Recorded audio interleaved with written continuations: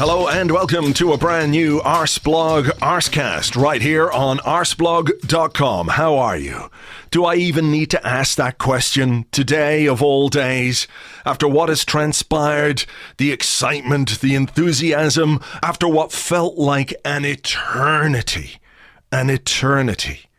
We got a deal done that I don't think anybody really had expected Arsenal Football Club to be able to do. And I have to say, having had my doubts and having expressed some concerns over what we were doing this summer, my hat, my cap is well and truly doffed to our head of football, Il Capo de Tutti Capi, the man himself, the gruff voice, but with the negotiation skills of a lion. I don't know if lions negotiate, but you wouldn't argue with one. Raul Sanllehi. Well, what can I say?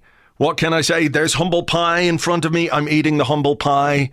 I just did not think that we, in the state we were in at this moment in time, could pull off something quite as extraordinary as selling Takuma Asano to Partizan Belgrade. Dude, you have knocked it out of the park. There's a pint on me next time you're in Dublin, and possibly a bag of chips and a battered sausage as well. That's how highly I rate this piece of transfer business. Of course, I am being just very slightly tongue-in-cheek here. Nicolas Pepe, what the fuck? Like, seriously, a week ago, this would have been in the realms of the absurd to think that Arsenal could pull off a signing like this. It really was, and that's why over the last week there's been such a mix of like anxiety and excitement. It's like, oh wow, can we do this? But well, maybe we can't, or somebody will come in and gazump us, or something will happen to make this deal not go through. But it has. And Nicolas Pepe is going to line up next season along with Pierre-Emerick Aubameyang, Alexandre Lacazette. What a front three that could be. Wow, you wouldn't want to be a defender facing those, which is good because we don't yet have any defenders. But let's not go there today. Let's just enjoy the fact that we've brought in a player who is coveted by football fans, not just in the Premier League in England, but across Europe as well. We have brought in a player of big potential at the right age, who is definitely going to add so much to this team. And not only that, it's kind of breathed a bit of life back into fans this last week. In fairness, it's not just the fact that we've brought in Pepe, but also Ceballos. We've done some long-term work when it comes to our defence with William Saliba. The Kieran Tierney thing looks like it might be happening. You know, not everything is about signings, but when you're a team that has real issues and you actually go out and address some of those issues in such a significant way, it just makes you feel like, okay, the direction or the plan that was not clear a couple of weeks ago now looks like a plan. And he did say he had a plan, Raul. He said we had a very good plan and we had to outsmart the market. And those phrases could potentially have been like the Ivan Gazidis, we could be as big as Bayern Munich, we can do things which excite you. But unlike Ivan Gazidis, Raul Sanllehi does not appear to be all mouth and no trousers. Raul Sanllehi has got trousers. And we've needed trousers for quite some time at this football club, and I'm glad that we appear to have a man who's got good trousers. Isn't that the most that any of us can ask for? I think so. Apart from a left back and a central defender. But we might talk about that a bit later on. However, we've got a show for you today. I have got a show for you. A little bit later on, I'm going to be talking to Clive Palmer about Nicolas Pepe and the signing and what it means and how he's feeling and how I'm feeling. I'm sitting here with a gin and feeling really quite good about the day that we've had as Arsenal fans, and hopefully you guys are too.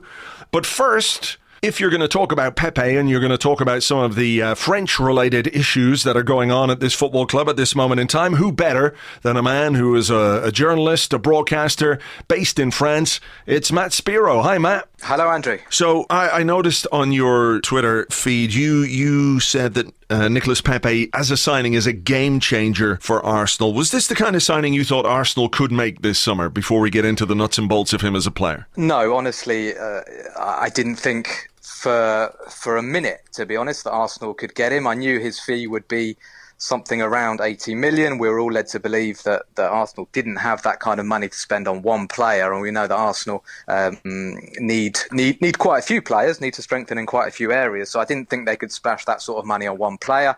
Over here, we've been getting very excited about Nicolas Pepe for several months now. He started last season brilliantly and just carried on, and he's been a joy to watch. And it's been, an ongoing sort of saga or discussion over here. There have been big clubs linked with him. There's a sort of a new club every week or so. I was under the impression that Bayern Munich were very, very keen. Apparently, he wasn't their number one priority in the end. But I had a chat with, I interviewed Christophe Galtier, the Lille coach. I think it was in March or April time, and we talked about Nicolas Pepe, and he seemed to be dropping very big hints that he saw him at Bayern Munich. He made that comment about, I can see him wearing a red shirt next season, but I don't think he was talking about Arsenal. And he was comparing him to Arjen Robben, and that's what I thought. And then we heard, that Liverpool and Inter and lots of big clubs. So no, I'm very surprised. And I do think it could be a game changer for Arsenal. I really felt last season, of course, there are problems at the back, but I really felt Arsenal lacked quality out wide, that Lacazette and Aubameyang were having to do far too much on their own. And I think, I think it's a very exciting signing. What do you think, given the fact that he did have other options and maybe Bayern weren't as interested in him as was first thought, but, given his profile, given the season he had, you feel like he could have had his choice of clubs with Champions League football, for example. What do you think might have swung it Arsenal's way? Obviously, the financial side of it is one thing, but from the player's point of view, is it the fact that he looks at Arsenal and sees a team in which he can become a key element? Do you think that's been a part of what it is?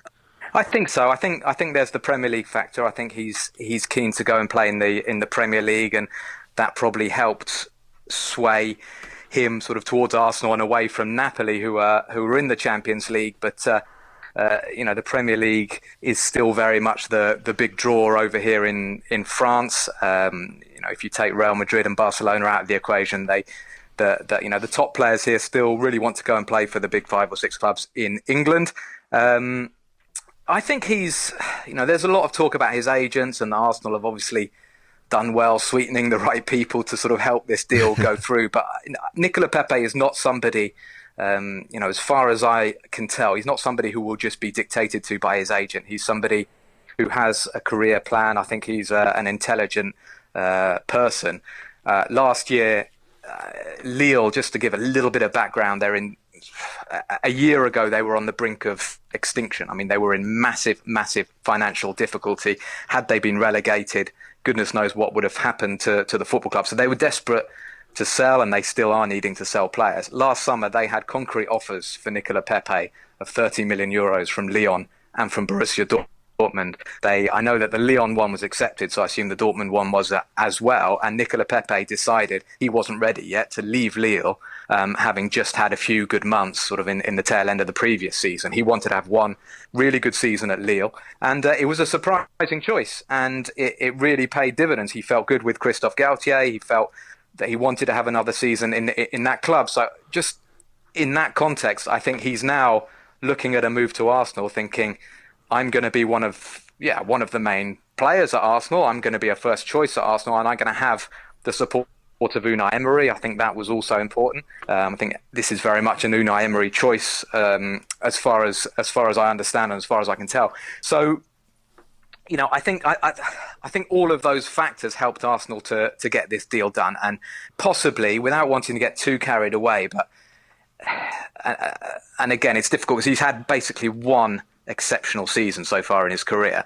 So we'll have to wait and see how he gets on the Premier League. But I think somewhere in his head, he's thinking, have 1 or 2 good years at Arsenal, and then it'll be Real Madrid or Barcelona, possibly. Sure. But of course, of course he has to do that first. Yeah, of course. Who knows? He might make the kind of impact at Arsenal that will make Arsenal a more attractive club for him to be at in 3 or 4 seasons. So we have that. Isn't there? There's an interesting connection as well on an administrative level. Marc Ingla, who is the deputy CEO of Lille, and Raul Sanllehi, who is the head of football at Arsenal, were colleagues for a time at Barcelona when Sanllehi was the director of football there. And Ingla, I think he ran for president of Barcelona in 2010. So maybe that connection has helped too. Yeah, it's possible. I mean, they've got a very sort of experienced team in at Lille. They have had this for the last couple of years. Marc Ingla, who's brought in by Gerard Lopez, who bought the club a couple of years ago, brought in Marcelo Bielsa. Things all went very badly initially, but Marc Ingla is still there. He's like you say, very experienced, very well connected. Disappointed he didn't get that Barcelona presidency. I spoke to him last season, and he's still a little bit bitter about it. But I imagine he's close to Raul, and that certainly helps. And we're going to wait and see how Arsenal's transfer window finishes up. But perhaps the Raul Sanllehi strategy and his network is perhaps this is the first real evidence that for Arsenal is transforming, is moving forward in a modern way in terms of the way that things are done behind the scenes. Okay, well, let's talk a little bit more about Pepe and what kind of a player he is and his career development. What sort of progression has he had since arriving at Lille? Well, I'd say his career so far has been a bit of a slow burner because his talent has always been there, but getting it out of him hasn't been that easy. And he had loan spells away from Angers. He went to the second division to play for Orléans, and he's had coaches in the past who have sort of struggled at times to get him to be totally focused and to take his football totally seriously. And I think that's why he's at the age of 24, only just had his first big season because, in terms of his ability, he could have been scoring goals regularly in France's top flight earlier. But the move to Lille, he started doing well at Angers 3 seasons ago. He got the move to Lille. There were quite a few clubs looking at him. Marcelo Bielsa was a big fan of Nicolas Pepe, and he made him a priority when he signed him 2 seasons ago. But it was a disastrous sort of 6-month spell for Bielsa at Lille. He brought in a lot of players, a lot of very, very young players. They got rid of some experienced old heads, which with hindsight was a bad idea because the team looked pretty much lost. And Nicolas Pepe was played as a centre forward on his own in the centre forward position. He didn't get any goals. He struggled. He didn't get the best service either. I mean, Lille were, I think, second bottom when Bielsa was eventually sacked in November time. So it was a very inauspicious, very difficult start for Nicolas Pepe at Lille. But Christophe Galtier's arrival changed all of that, and I think Galtier deserves a lot of credit because he's transformed Lille. They finished second in Ligue 1 last season. They made some good shrewd signings that complemented Nicolas Pepe. Pepe would move back to the right wing. He struck up an incredible partnership with a couple of young, skillful and pacey players, Jonathan Bamba and Jonathan Ikone. And Lille set themselves up to play counter-attacking football that was absolutely deadly. So Nicolas Pepe last season just absolutely exploded, and if you take Kylian Mbappe out of the equation, Nicolas Pepe was the best player in France last season, and actually a lot of people were voting for him or would have liked him to have been player of the season ahead of Mbappe.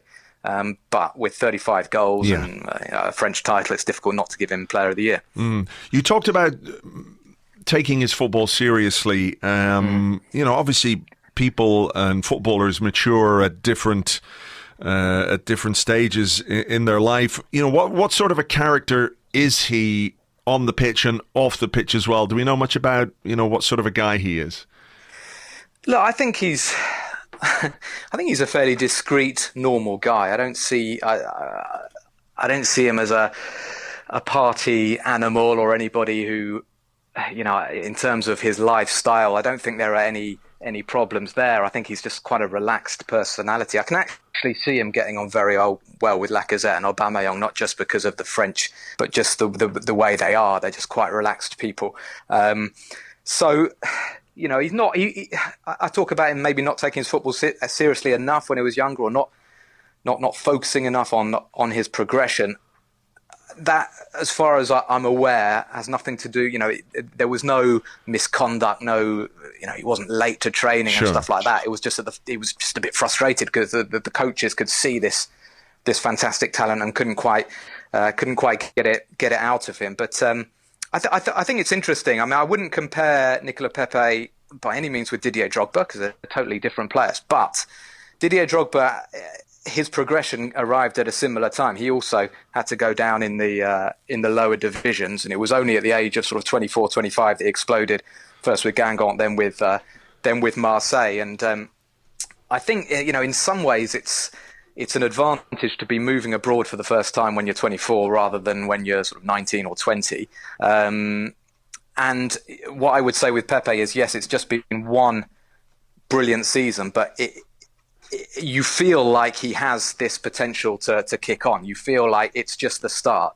Now, again, I want to curb excitement to an extent because you never know how players will integrate in a new league, a new environment and culture. But that's obviously what Arsenal have seen, a player who has just suddenly released his talent last season and is ready now to kick on. We can see with Aubameyang and Lacazette that Arsenal have two very good forwards, and last season I think the team became quite reliant on them and their goals to try and offset some of the defensive problems that the team had, and we might come to the defence now in a few minutes. I suppose one way of offsetting that even further is to place more emphasis on the attacking side of your game. Unai Emery, as a coach in his first season, I think he had some problems. His approach felt quite conservative at times. So when you add Pepe to the mix with Aubameyang and Lacazette, you've got Ozil, Mkhitaryan, Iwobi, Reece Nelson, Martinelli, perhaps if he plays a part. Arsenal have a lot of attacking options. Do you feel that this will, in some ways, allow Emery to shake off some of those shackles of conservatism in terms of how he gets this Arsenal team to play? I think it might do. I think the issue Emery is going to have is that, I mean, if you look at all Pepe's goals and assists from last season, they're all counter-attacks. They're all Pepe running from deep, playing 1-2s and going in behind when he's got space. Now, if you're a team playing Arsenal next season, the last thing you are going to want to give them is space in behind the defence. So, particularly at the Emirates, you can see teams coming and sitting very, very deep. That's the concern, if you like, in terms of Nicolas Pepe and the impact he is going to have. What I would say is that he has also got a very good shot and is not afraid to shoot, and he will happily cut in from range and cut in from the side and shoot from sort of 20 yards. So if the team's sitting back, that could be a weapon that Arsenal can exploit. But his real strength is transition play, and that's why I think he's an Unai Emery player, because I think that's how Unai Emery has always wanted his teams to hurt opponents. It's by springing forward quickly, directly when they win possession. Last season it was difficult to judge really how Unai Emery was getting Arsenal to play, because he changed formation so often and he changed style so often. But I think that the key for Arsenal this season is going to be to get the team to play to that strength, whether it's sucking opponents out or whether it's making the pressing game more efficient, so that Arsenal do have more opportunities when they win the ball to play that early pass forward to Pepe, Lacazette or Aubameyang. So that's the only thing that I would be concerned about. It's making sure Arsenal have enough weapons and craft to break teams down at home when there are 10 defenders, basically. Yeah, it's sort of a dangerous game to play as well, to allow the opposition to have lots of the ball when you are defensively suspect as the team has been. Maybe, a different setup in midfield, for example, might allow, as you say, greater pressing or winning the ball back more quickly before it gets to the back four who have been suspect. Speaking of which, there hasn't yet been a defensive signing, and there's a defensive issue, of course, and we're going to talk about Laurent Koscielny now in a minute, but Arsenal did make a signing last week, and that's William Saliba from Saint-Etienne, 18-year-old central defender.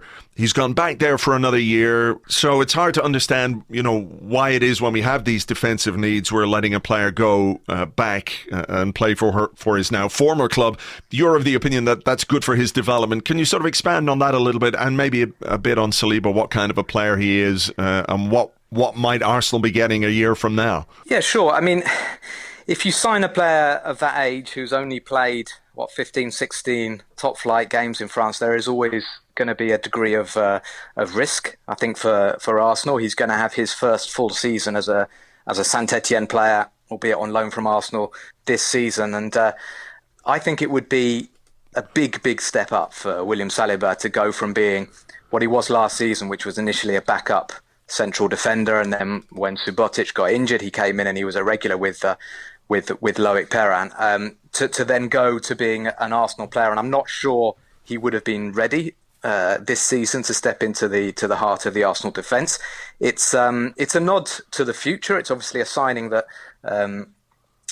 shows that Arsenal are not just short-term team builders at the moment, but in terms of the player that he is, I mean, I've commentated matches and been incredibly impressed, because when you watch a game and you if you watch a game without knowing the ages of the player, you form an opinion, and then afterwards, if you look at the age, this guy is 18 and he's defending against some very top players, and he just fits in. He just looks composed.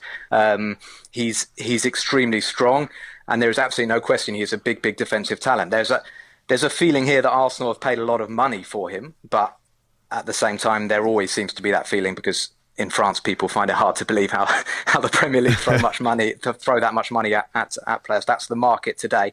Of course, there is some risk, but I think the breakdown of the deal is important as well. I think Arsenal are paying only a fraction of that fee up front this summer. So I mean, I'm going to be very interested to see how he goes this season, his first regular season. Hopefully, he won't fall to pieces, and Arsenal. Investment won't look so good. But no, I think he's. I said that on Twitter as well. I remember watching Raphael Varane when he was 17 playing for Lens, and you could see he was special. And it's the same feeling I get when I watch William Saliba. He looks like he looks like a man when he's playing football already, and he's got that composure and that maturity, and that for me shows that in 3, 4, 5 years, I think he's going to be an exceptional player. That's a tantalising prospect. What's your sense of why it was exactly that he stayed for a year? I mean, would Arsenal have been keen to take him? Was it his idea, do you think, maybe to stay and develop another year? Were Saint-Etienne resolute in the fact that, they wanted him, the only way they would sell him is if they could keep him? Do you have any idea as to exactly why that went down?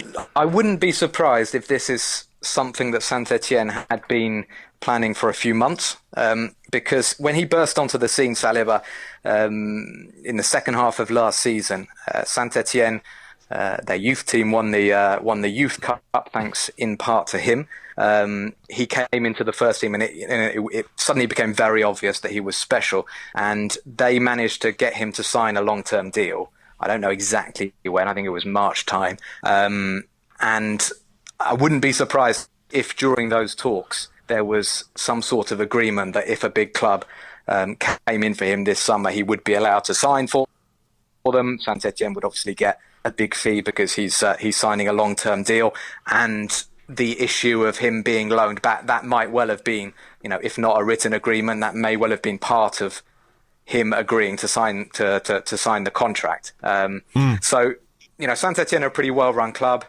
They know how to do business, and they've been very careful. It's a big problem with French clubs. So we've had a Monaco youngster just yesterday signing for Manchester United. They lose too many talents for too little, and part of the battle now is to get these kids onto long-term contracts, and Saint-Etienne did that. If Arsenal had negotiated a deal in January before he had signed, they might have been able to get him for a very small fee. But so I think it's all kind of part of the same negotiation. All right.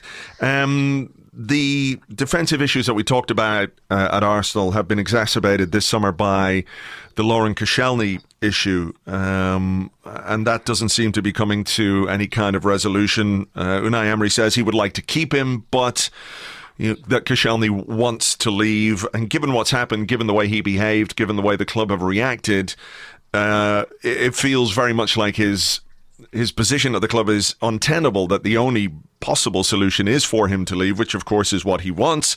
It doesn't suit Arsenal, because I think the plan was to keep him for one more year, allow Rob Holding to develop another year, to let him sort of cement a place in the side, perhaps alongside Socrates, to ease some of the burden that Koscielny was put under last season when he had to play a bit more than he would have liked. Are you surprised at the way this has gone down? Koscielny has never been the kind of man or the kind of player who's been a problem or difficult. There really does appear to have been a serious breakdown between himself and the club. Really surprised, and found it all pretty sad, actually, because like you say, for 9 years he's been a terrific servant for Arsenal. I've seen him on and off at France gatherings, or after Arsenal games, and he's somebody who is so proud of Arsenal, of everything he's done for Arsenal, but also he does have huge gratitude to Arsenal, because they obviously made him, or made his career what it is. They showed a lot of faith in him when they signed him from Lorient. So it's a really sad end, because I think it is going to be the end of Koscielny and Arsenal. And you talk about a breakdown internally. You talk about the fact that Koscielny is set on leaving, and Arsenal would like to have him one more year. I mean, it just makes you think about the internal communication at Arsenal. He's the club captain.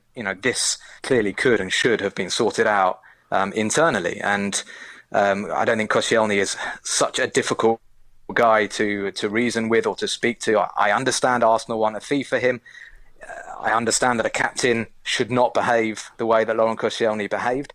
But it's a sorry state of affairs, I would say, because it tarnishes. I mean, I think the last 9 years haven't always been easy for Arsenal, and I think Koscielny has been one of the few kind of constant positives. Yes, his form had a few dips. He's had injury problems, but he's played through the pain, and I think he's one of the few guys that Arsenal have had in the last decade who I think really represents the values of Arsenal really well, and sort of fights on the pitch, gives absolutely everything, and loves the football club. And I can understand that fans are unhappy. I can understand that Arsenal are taking a hard line, but I just think Arsenal really needed to sort this out. Like I say, internally, and that it didn't come to this sort of public, slightly embarrassing situation that he refused to go on tour. Do you have any idea of what exactly the problem is, or the breakdown is? Because Koscielny on his own Twitter account, for example, posted when he signed his contract extension, "I'm here until 2020." Is it a case that he was given some kind of promise that he could leave this summer? What exactly has happened for this to get to this sorry state of affairs, and for it to sort of just explode the way it did out of the blue? Yeah, I think it's been obviously a really hard last year or two for Koscielny, missing the World Cup with the injury. He could have been a World Cup winner. I mean, he was on tears on French television, even admitting that part of him wanted France to lose the World Cup final, which provoked a lot of discussion here. He worked incredibly hard to come back. He came back. I thought he looked a shell of his former play, the player he was in the first few games he played. But he actually, managed to get up to speed and get his strength back up to fight for Arsenal. And I think, looking back, I don't have the stats, but in the last 6 months, I feel like he played a lot of football. I feel like he was, I don't want to say he was pushed to playing when he shouldn't have been playing, but I think he was. I think he was pushed pretty hard. Yeah, I mean, I think there were times when he expected a rest, and because of other circumstances, wasn't able to be given that rest. So I think that did have an effect on his performances. But yeah, like you say, I mean, I think it's a shame the way it's ended. Just finally, before we go, one man who made a breakthrough last season arrived from France out of the blue was Matteo Guendouzi. How is he perceived in France, and how is his talent perceived over there? Because he for a 19-year-old, he had a very assured first season in English football. He played probably a lot more than people might have thought. How is his reputation burgeoning over there? Yeah, for the moment, he's. I wouldn't say he's not a household name yet in France. He's one of these players who's moved to England before he's actually become known to the French public, apart from people who follow Ligue 2 or support Lorient. So he's made a few headlines. He's done a bit of media over here, sort of especially around Christmas time. I've heard one or two whispers about Didier Deschamps keeping an eye on him. I think he's still quite a long way from the France senior team. He obviously played for the under-21s at the Euros in the summer.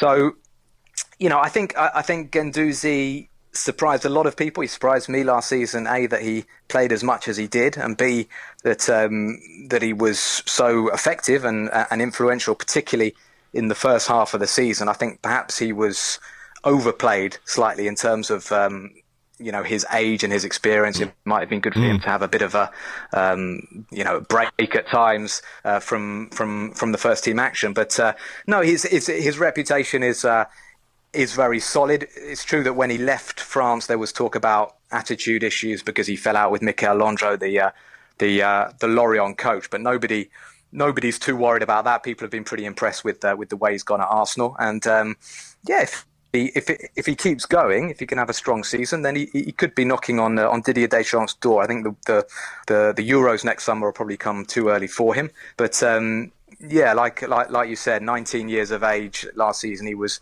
very impressive, and I think he can only get better from here on in. All right, well, let's hope so. And the French contingent or French related contingent at Arsenal continues to grow. Hopefully we've got another generation that can bring us some success.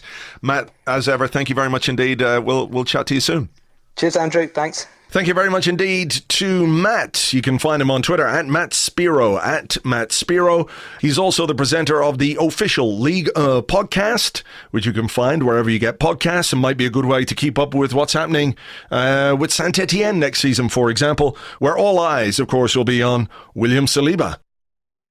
Right, with me now to get excited about the signing of Nicolas Pepe, what he might bring to this team and what his signing means to a club which, has found itself in a Europa League funk for the last 3 seasons, and it's something that lies ahead next season, of course, as well. Pepe feels like a signing that's designed to get us out of that. I'm delighted to welcome back to the podcast a man who you will hear regularly on the Arsenal Vision podcast. It's my old friend, Clive Palmer. Hi, Clive. Hello. Am I allowed to say that? How are you? Yeah, I'm fine. And when I say old friend, I don't mean you're old. I mean, we go back a long way. So that's all. We do. You were quite accurate though the first time round.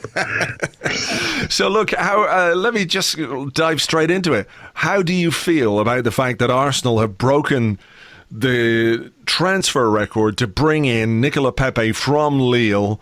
I know we all know the stuff about how we're not paying it all in one go, etc., etc.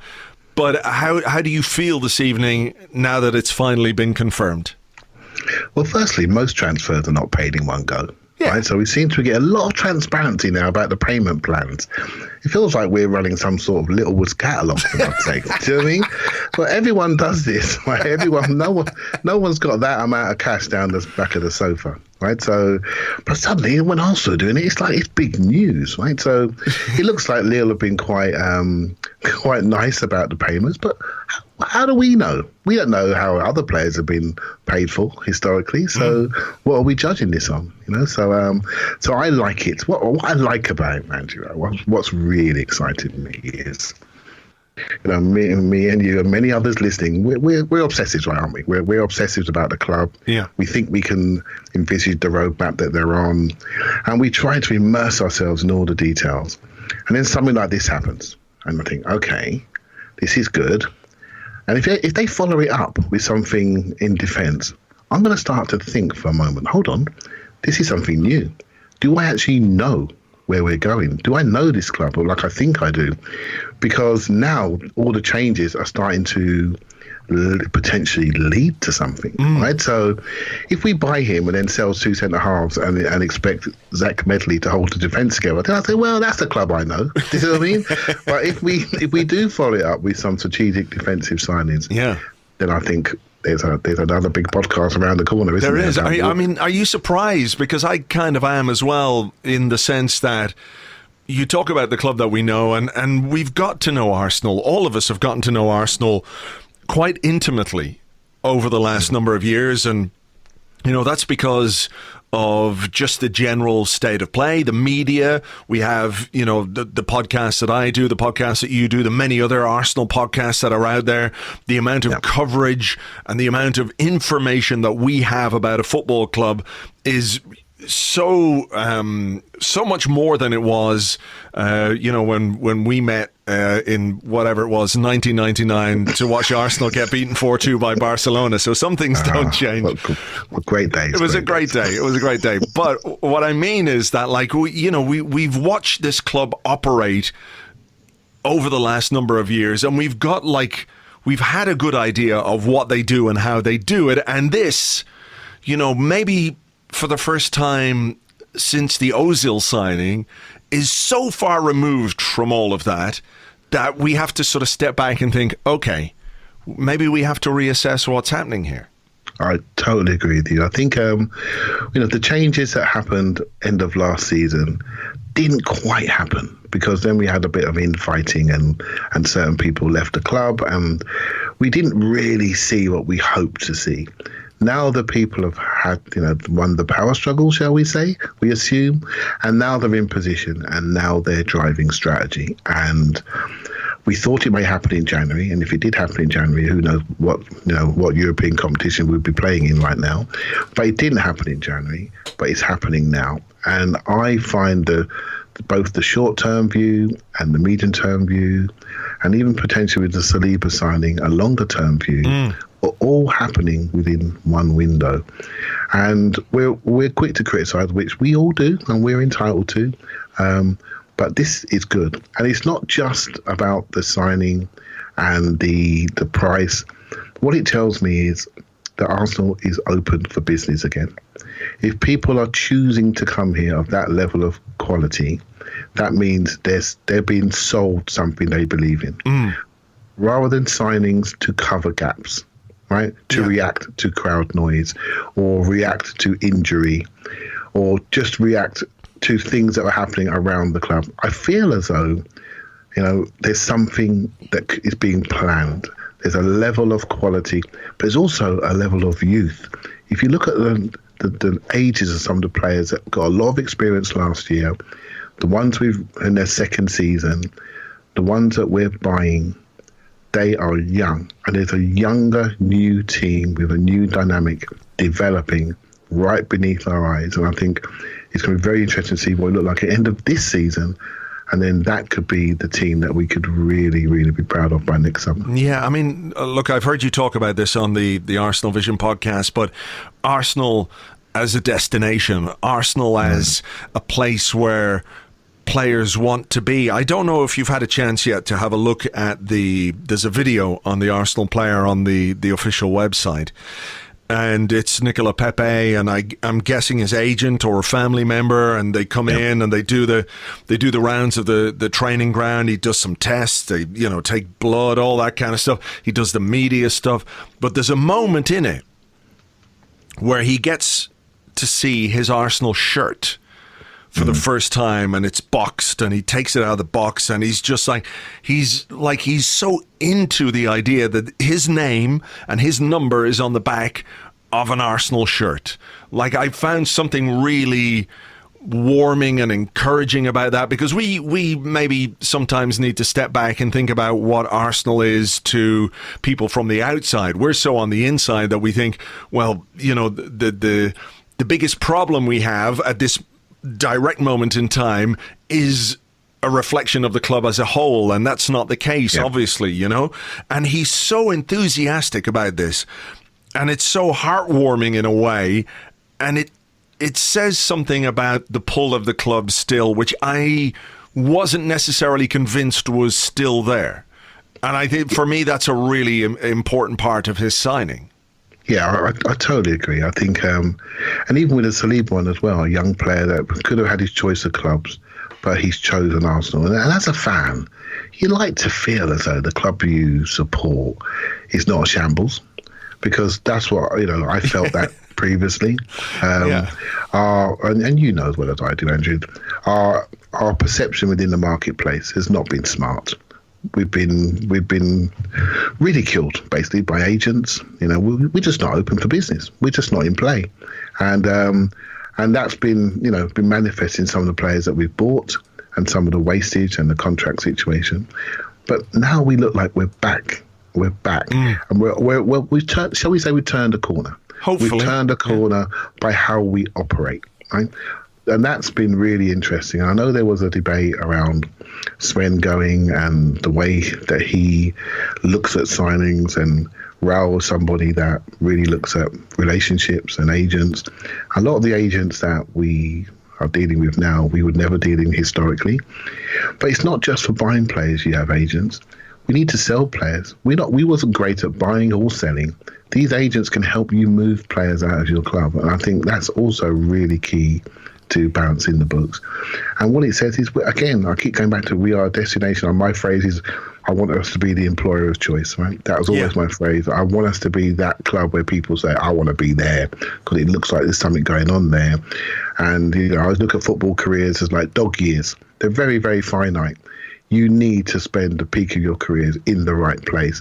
And people were not choosing us. They were choosing other destinations, right? So now that's turning, and I, for one, is very excited. Yeah, so before we talk about Pepe, the player, and we can talk about a couple of the other players who are, you know, hopefully going to make an impact next season, Raul Sanllehi.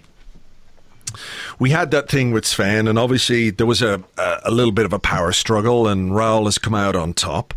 And he was very keen the other day to point out that whatever happened this summer, it was nothing to do with Edu, who's been appointed as our technical director, because he's only arrived with such a short space in the window left. You know, it's not on Edu, whatever happens this summer. And he has kind of made sure that everyone is aware that this summer is on him, right? And 2 weeks ago, I was far from convinced that was a sensible thing to say. Yeah, exactly.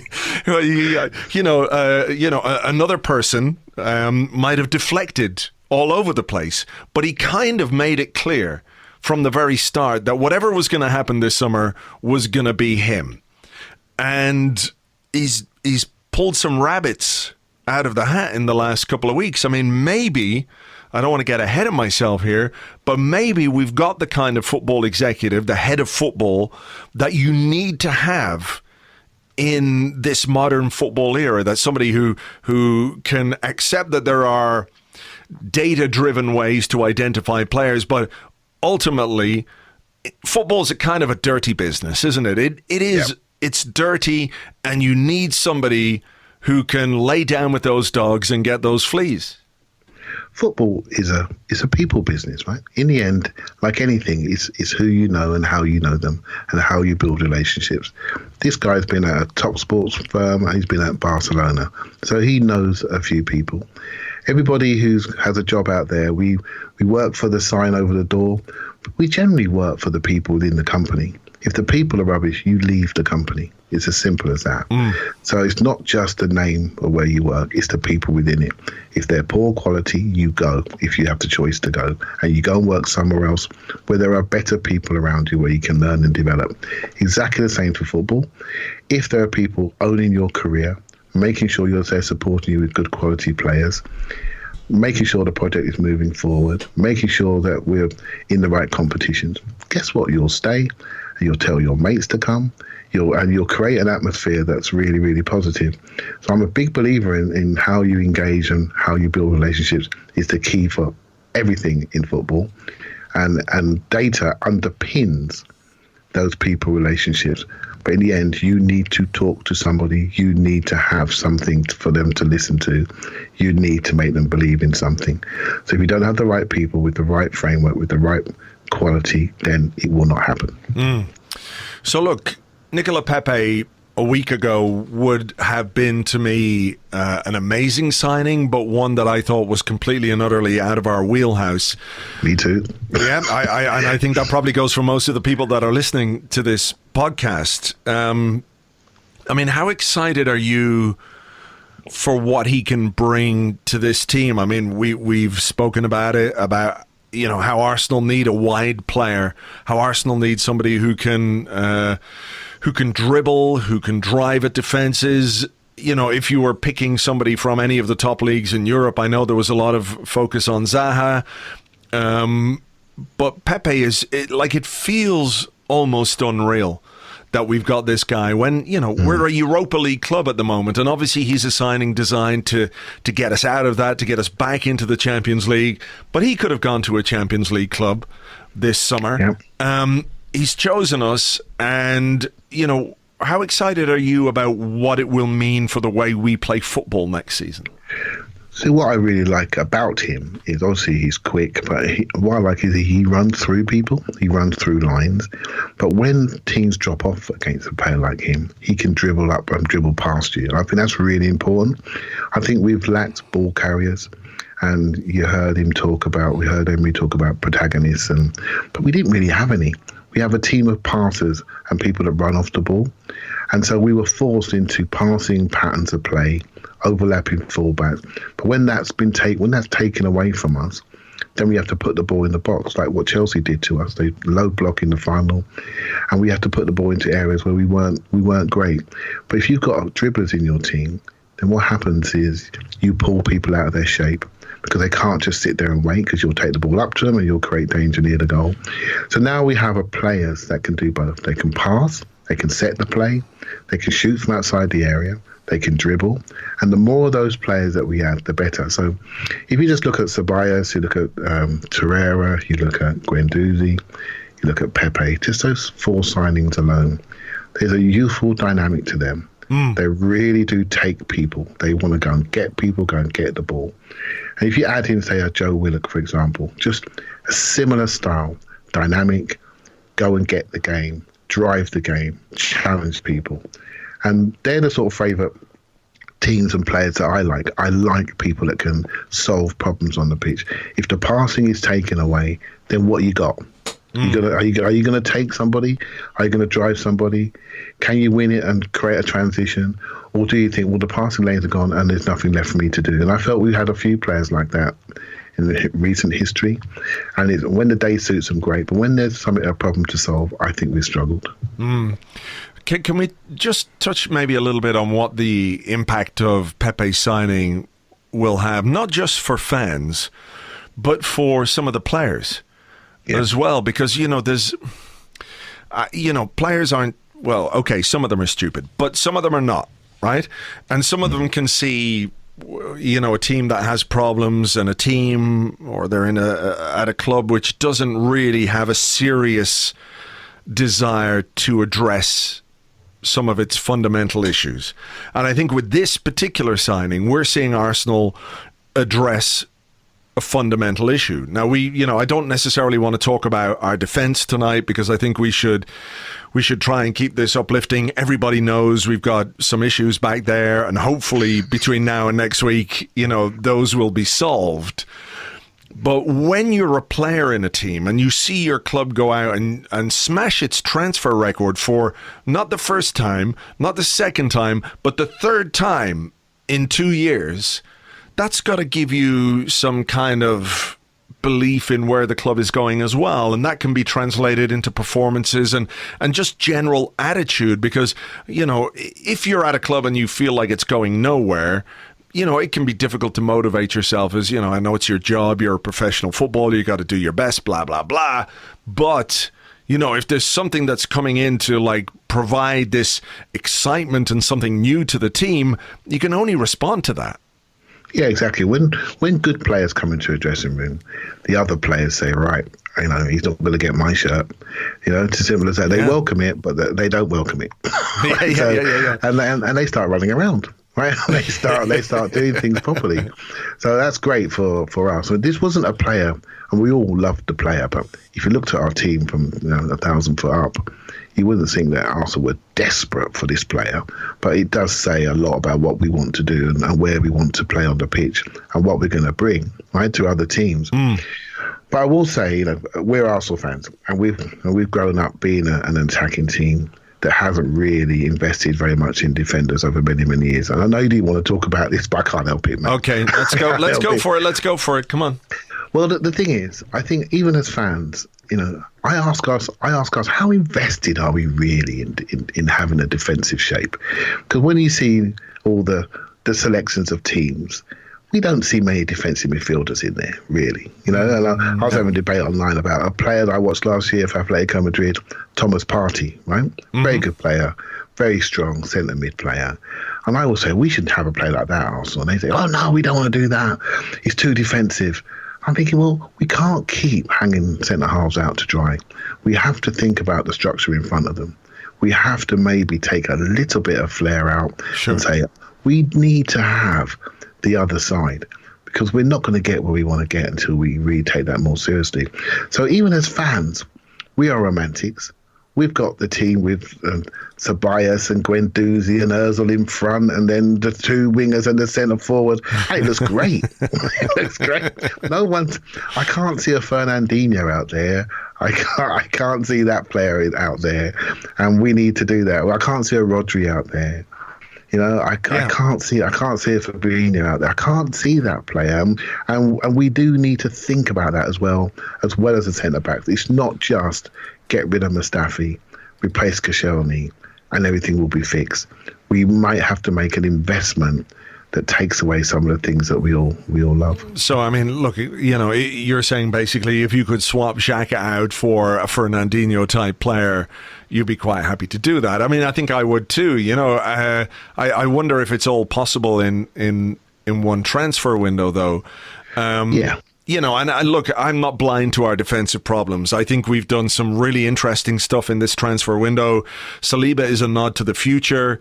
Ceballos, I think, fills a gap that we had to fill this season. And we've done it in a really interesting, cost-effective way by getting a player in on loan who's got a lot to prove. You know, he might want to make it at Real Madrid, or he might want to make it somewhere else. Either way, the onus is on him to perform. And I'm not blind to the fact that we need sort of a defensive midfielder. I do wonder, though, if this season, with the arrival of Pepe, it sort of solidifies a formation this season, because we're going to play with a back four more often than not, I think, and quite regularly. I think we're going to play with a back four in order to get a front three, which maybe we don't have if we're playing a back three. So, you know, somebody like Torreira, for example, could grow into the kind of player who can anchor the midfield.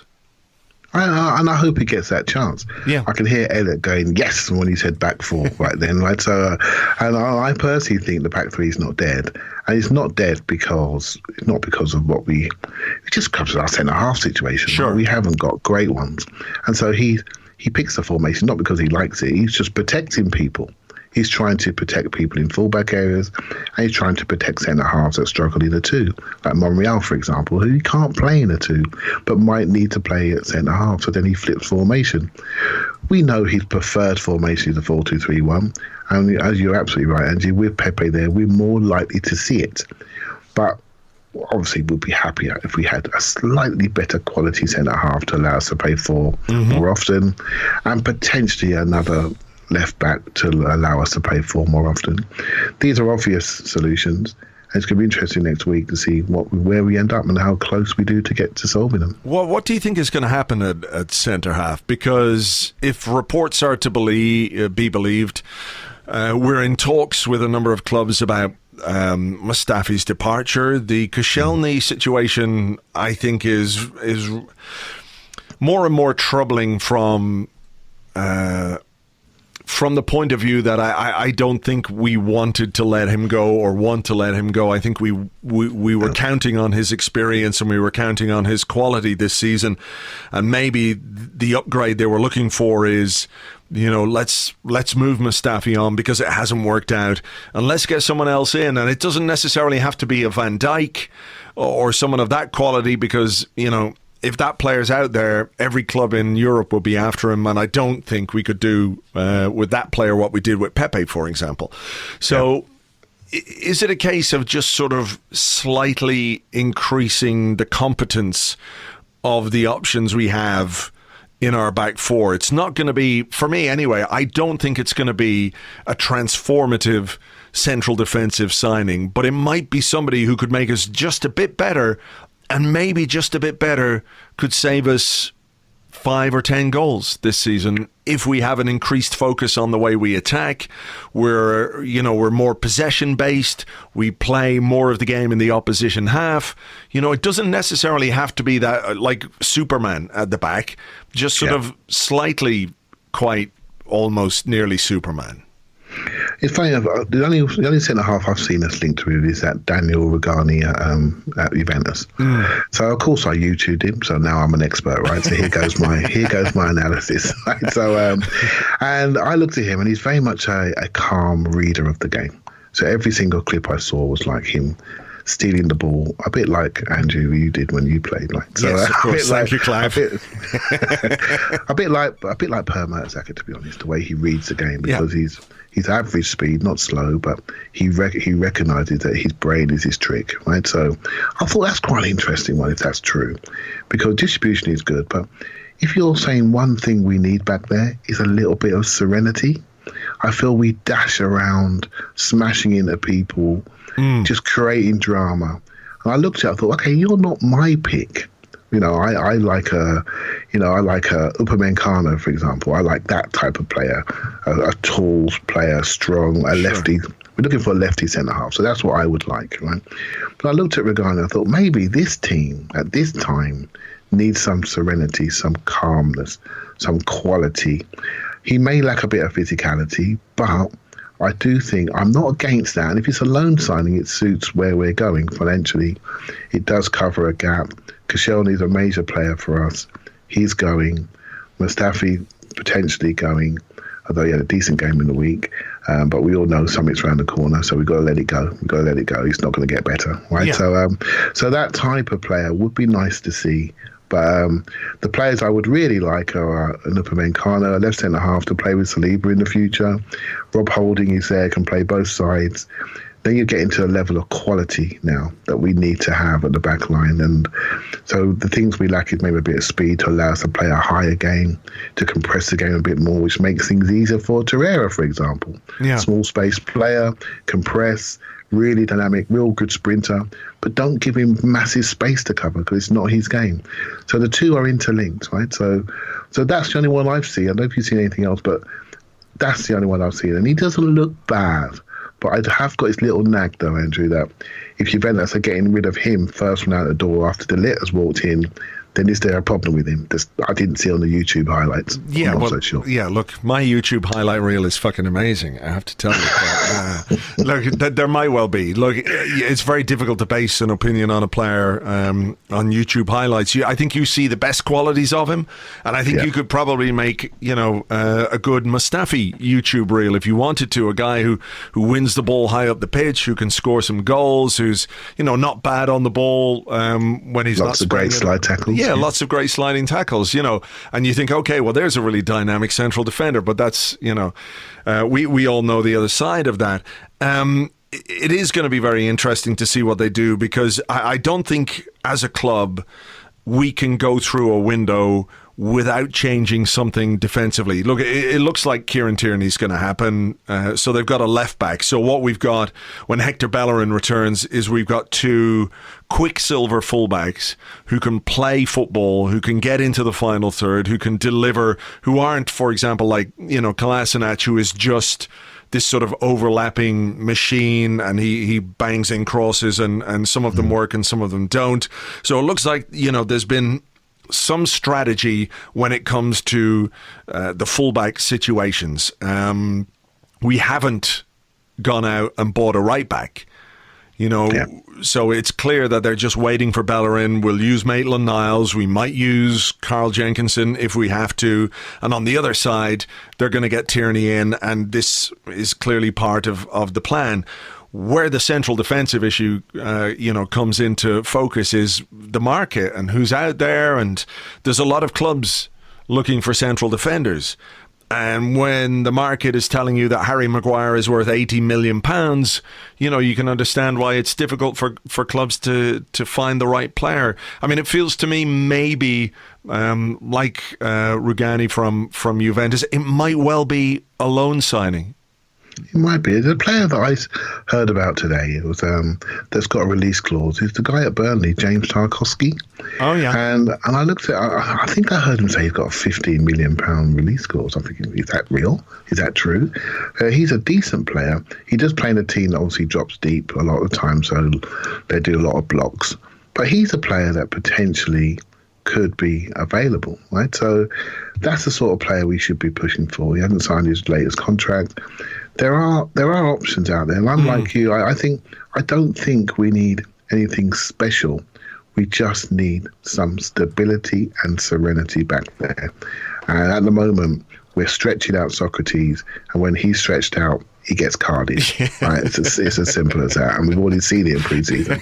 Right? So we need to calm him down. We can't have another attack dog back there. We need something else. There's a bit of presence and assuredness and composure, and I think that could allow Socrates to be who he wants to be.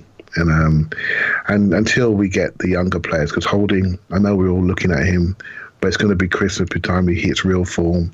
He'll no doubt use the Europa League as his training ground. Yeah. But then when we get to Christmas, we potentially get the player back again to where he was last Christmas. So and the same for Bellerin. We got to give him time.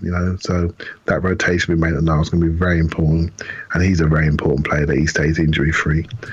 And so I think we just got to prepare. We're preparing that defence, and it may be into next year that we start to see a team with a couple of fullbacks, potentially if we get Tierney, that could, challenge the Liverpool fullbacks on quality and assist making.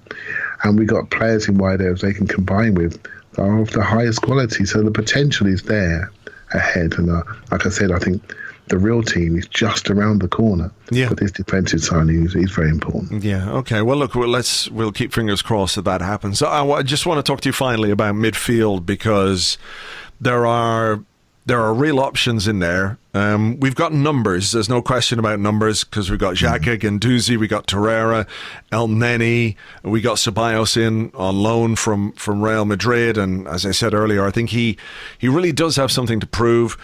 But we've also got a really interesting young player in Joe Willock, who, when the name started to circulate, this generation of young talent. So we had Smith Rowe, we had Nelson, we had Nketiah.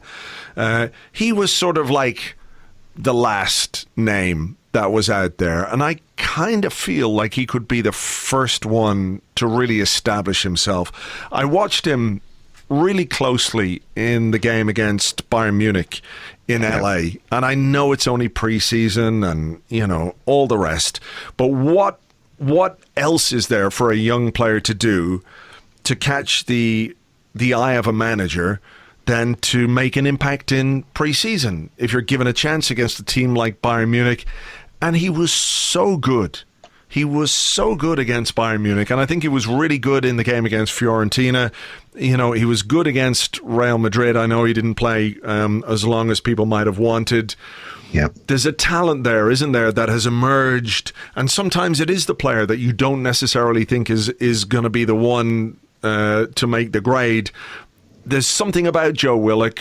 I know there's a film, there's something about Mary, and hopefully we don't have any hair-related issues with Joe Willock like in that movie. This has gone down the wrong path. I'm kind of intrigued by him and really encouraged by him at the same time. Totally get it. I mean, when he first got introduced, I wasn't too happy, if I'm honest with you, because I wanted to see Maitland-Niles in midfield. There was a young player called Ben Sheaf. I thought, well, he deserves a chance ahead of him. There was Marcus. He ended up going to Barcelona, wasn't it? Marcus McGrain. I thought, well, he deserves a chance ahead of him. Why they not playing this guy? They got this skinny little kid. Why are they playing him? I wasn't too sure, to be honest. But he came in, he did fine. But then obviously end of last year, he really did explode. And I thought, okay, that's interesting. Europa League final, that's a great performance. I went to the Emirates Cup on Sunday, and when I turned up, I looked out on the pitch. I just saw this giant out there. Yeah. I thought, who's that? I literally thought, who is it? I had to look at the programme and then he started to play, and there was a moment in the first half going towards the clock end. He took a shot, the ball's rebounded out to the corner flag. I swear to God, he sprinted out there a million miles an hour and he got there first. I thought, oh my God, broken play, he's going to be amazing. He drives the play on or off the ball. He can run with it, but he can do off the ball running. He arrives in the box at speed, and that's going to be critical in the era of VAR. How you arrive in the box is going to be really important. Yes. And this is something that Aubameyang, Pepe, Willock, they sprint, they attack the box, and they're going to create collisions. And this is going to be the new trick this year. You watch how you arrive into the box, how you sprint into the box, how you provoke collisions. Because things that happen in football, but things that are slowed down on camera look completely different. I mean, Harry Kane got the golden boot out of it in the World Cup, right? He's perfect at doing this.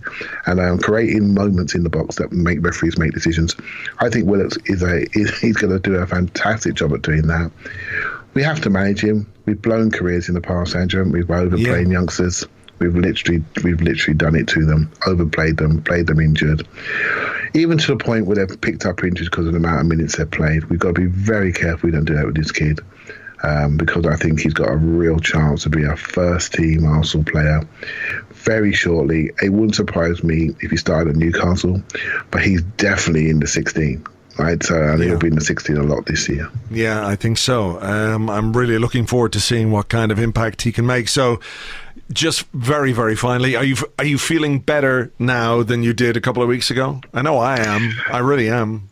Yeah, I feel better, but I'm also pleased that everyone feels better. Yes. Because that's the important thing, right? We're all in this together. And I tend to defend the club because I have to when I'm talking to Elliot and co, right? So I find myself defending. But there are some things you can't defend. And some of our club behaviours have not been great over the last couple of years. True. So that's what's really, really made me happy, that we seem to be operating at the level of club that we are again, and that's really exciting. I'm just hopeful that as the club keeps building the trust with the fan base, because it's a much nicer place when everyone is smiling, as it was on Sunday at the Emirates. We lost a game, and it was cool because they could see that was coming around the corner, and I think that sort of feeling is what I'm looking forward to when I go to the games this season. All right, well, let's hope we get plenty to smile about between now and May 2020. 2020, where the fuck does the time go? Anyway, it's been a pleasure as always, Clive. Thank you very much indeed. And we'll catch up with you again during the season, I'm sure. Anytime, mate. Thanks a lot. Thank you very much indeed to Clive. You can find him on Twitter. He is at Clive PAFC, Clive PAFC. And of course, part of the Arsenal Vision podcast crew, along with Elliot and Paul and Tim Stillman, of course, you know, from this parish, and Scott, of course, who does the By the Numbers pieces for Arseblog News. A really good podcast. So if you're looking for more Arsenal stuff to listen to this season, why not give that a bash? Right, I don't know what else to do now, apart from call time on this particular show. I do hope you've enjoyed it.